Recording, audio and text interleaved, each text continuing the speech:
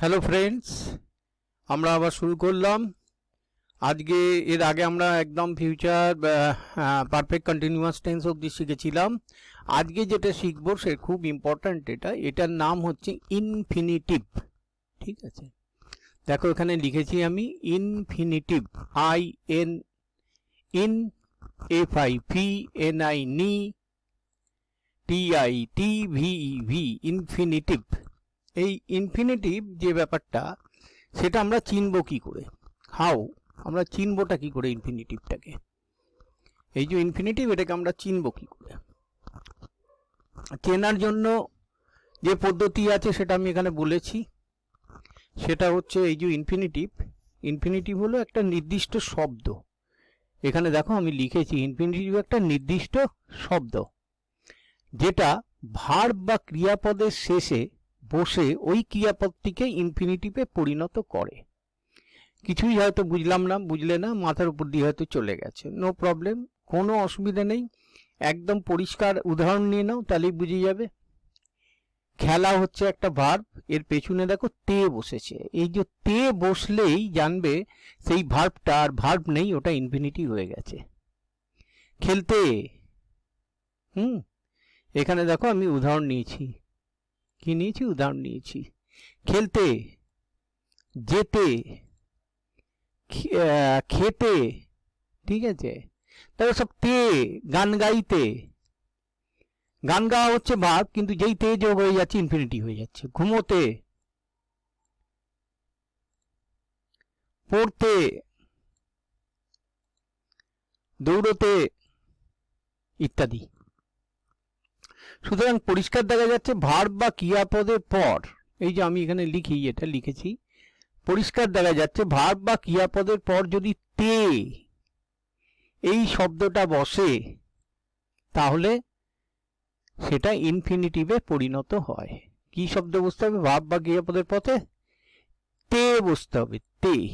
তখন সেটাকে, সেই শব্দটাকে ইনফিনিটিভ বলা হয়। সেটা তখন ভার্ব থাকে না, সেটা ইনফিনিটিভ হয়ে যায়, ইনফিনিটিভ। ফর্মুলা কি আছে? একদম ইজি ফর্মুলা। ভার্বের আগে একটা টু যোগ করে দিতে হবে, ভার্বের আগে একটা টু যোগ করে দিতে হবে। এখানে আমি কিছু উদাহরণ নিয়েছি, এইগুলো ট্রান্সলেশন করলেই তোমাদের একদম ক্লিয়ার হয়ে যাবে কি ব্যাপারটা। ঠিক আছে, যেমন দেখো, রাম ফুটবল খেলতে যাবে, এখানে ইনফিনিটি কোনটা? এটা হলো ইনফিনিটি, ইনফিনিটিভ হচ্ছে এইটা, খেলতে যাবে। পাখিরা গান গাইতে ভালোবাসে, তাহলে এখানে ইনফিনিটি কোনটা? গান গাইতে, এই যে তে আছে। তপন দৌড়তে ভালোবাসে, ইনফিনিটি কোনটা? একদম চোখ বন্ধ করে দৌড়তে। অনুপম বই পড়তে যাচ্ছিল, ইনফিনিটি কোনটা? পড়তে। রাইমা ভাত খেতে বসলো, তাহলে কোনটা? খেতে। জীবন মাঠে দৌড়তে যাচ্ছে, তাহলে এখানে ইনফিনিটি কোনটা? দৌড়তে। তাহলে প্রত্যেকটা সেন্টেন্সের মধ্যে দেখো একটা করে ইনফিনিটিভ আছে, কিন্তু সেন্টেন্স তো আমাকে তৈরি করতে হবে, যেরকম আমরা নিয়ম শিখিয়েছি সেই নিয়ম মেনেই তৈরি করতে হবে। যেমন রাম ফুটবল খেলতে যাবে, দেখো যাবে ববে, তার মানে এটা ফিউচার টেন্স হয়ে গেছে। তাহলে আমি প্রথম প্রশ্ন কি করব? ভার্ব কোনটা? যাবে। খেলতেটা হচ্ছে ইনফিনিটিভ, যেহেতু তে বসেছে, এটা খেলা একটা ভার্ব হলেও এর সঙ্গে তে বসে যেতে এটা একটা ইনফিনিটিভ হয়ে গেছে। কিন্তু এখানে ভার্ব কোনটা? যাবে। কে যাবে? রাম। তাহলে আমরা রাম লিখি, তাই তো, আর এম, রাম। আমরা কি বলেছিলাম? ফিউচার টেন্স হলেই শ্যাল বা উইল বসে, রামের সঙ্গে শ্যাল তো বসে না, উইল বসে, রাম উইল। এরপরেই কি আসবে? ভার্ব আসবে, তার মানে কি? যাবে, যাওয়া ইংরেজি গো, জিও, গো, রাম উইল গো। এই ভার্বের পরেই কিন্তু তোমাকে ইনফিনিটিটা বসিয়ে দিতে হবে। ইনফিনিটি কি আছে? টু প্লে, প্লে হচ্ছে ভার্ব, দেখো ভার্বের আগে টু বসিয়ে খেলতে, টু প্লে, এইটা, এই হলো আমার infinity. To play, to sing, to run, to read, to eat, এইগুলো হচ্ছে তোমার ইনফিনিটিভ। অর্থাৎ ভার্বের সামনে যদি আমি টু বসিয়ে দিই তাহলেই আমি ইনফিনিটিভ তৈরি করে ফেলতে পারবো। যেমন Ram will go to play, হয়ে গেল, এখানে কমপ্লিট হয়ে গেছে আমার Ram will go to play. আবার পাখিরা গান গাইতে ভালোবাসে, কারা ভালোবাসে? সাবজেক্ট কি? পাখিরা, বার্ডস। এটা কি? এটা একটা সাধারণ বাক্য, ভালোবাসে, তার মানে এটা প্রেজেন্ট ইনডেফিনিট টেন্সে যাচ্ছে। পাখিরা হচ্ছে প্লুরাল নাম্বার, তাহলে ভালোবাসে ইংরেজি লাইক বা লাভ, যা ইচ্ছে লাভ লেখো। আর যেহেতু এটা প্লুরাল নাম্বার তাহলে এখানে ভার্বের শেষে এস বাই এস যোগ হবে না, আমরা শিখেছি অলরেডি। যদি রিভিশন দাও একবার পড়ে নিতে পারো। এবার গান গাইতে, গান গাইতে, তে তে তে তে, গান গাইতে, তার মানে টু সিং। আমি ডিং ডিং লিখে ফেলেছি, এটা সিং হবে, টু সিং।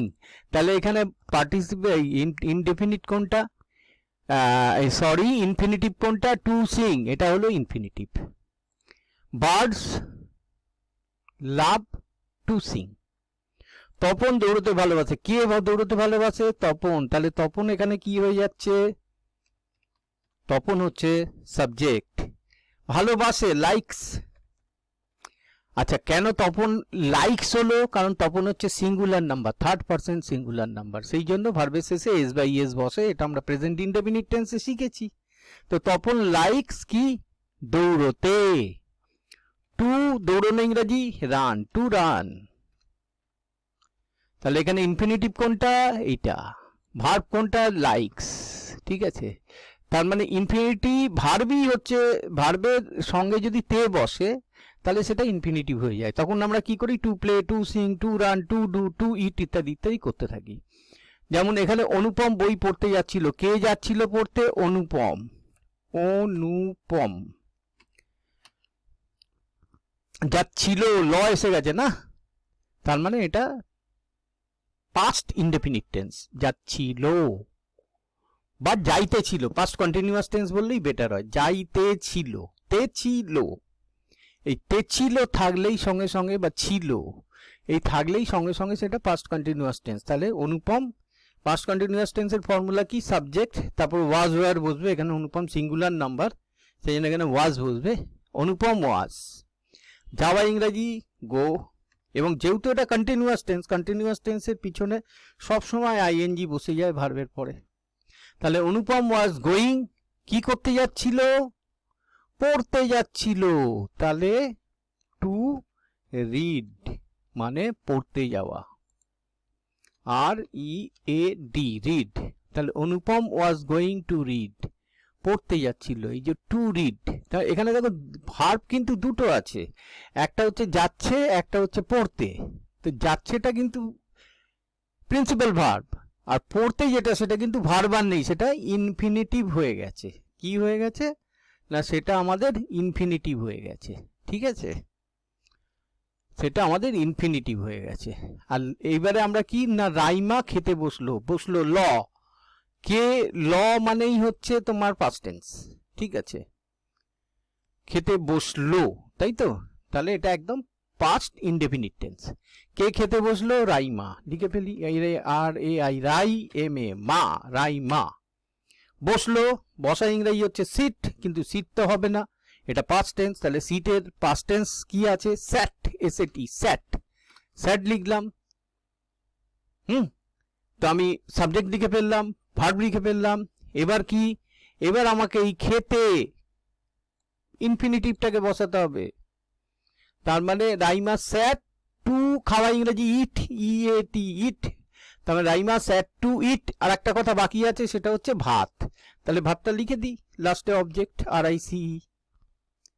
ভার্বের পরেই দেখতে পাচ্ছ যে ইনফিনিটিটা জেনারেলি ভার্বের পরেই এসে বসে, তারপরে অবজেক্টটাকে বসাতে হয়। দেখো, জীবন মাঠে দৌড়তে যাচ্ছে, কে দৌড়তে যাচ্ছে? জীবন। তাহলে আমরা লিখি J I V A N, জীবন যাচ্ছে, ছে মানে যাইতেছে, এই ছে হলো প্রেজেন্ট কন্টিনিউয়াস টেন্স। তাহলে জীবনের পর কি বসবে? ইজ বসবে, অথবা এম বসবে, অথবা আর বসবে, কিন্তু জীবন তো সিঙ্গুলার নাম্বার, সেই জন্য জীবন ইজ। গো যেহেতু এটা continuous tense present ING going, জীবন ইজ গোয়িং, হ্যাঁ জীবন ইজ গোয়িং কি না দৌড়তে, টু দৌড়ানো ইংরেজি রান, আর ইউএন রান, টু রান, ঠিক আছে। তাহলে এই টু রান ইনফিনিটিভ বসিয়ে দিলাম আমরা দৌড়তে। টু রান কোথায় না মাঠে, ইন দি FIELD ফিল্ড, এটা হলো অবজেক্ট যেটা সবার শেষে আমি বসালাম। তাহলে দেখো দৌড়তে টু রান, খেতে টু ইট, পড়তে টু রিড, দৌড়তে টু রান, গান গাইতে টু সিং, খেলতে টু প্লে, ঠিক আছে। আমি আশা করি ইনফিনিটিভটা একদম ক্লিয়ার হয়ে গেছে। দৌড়তে খেতে, গান গাইতে, পড়তে, সাঁতার কাটতে, এগুলো সব ইনফিনিটিভ, ঘুমোতে সব ইনফিনিটিভ এগুলো। এবং ইনফিনিটিভ করার একটাই উপায়, ভার্বের আগে টু বসিয়ে দাও, to sing, to do, to eat, to run ইত্যাদি ইত্যাদি। হ্যাঁ, তো এখানে আমরা এই ভিডিও শেষ করছি আজকে। আমি সবাইকে ধন্যবাদ জানাই, থ্যাংক ইউ।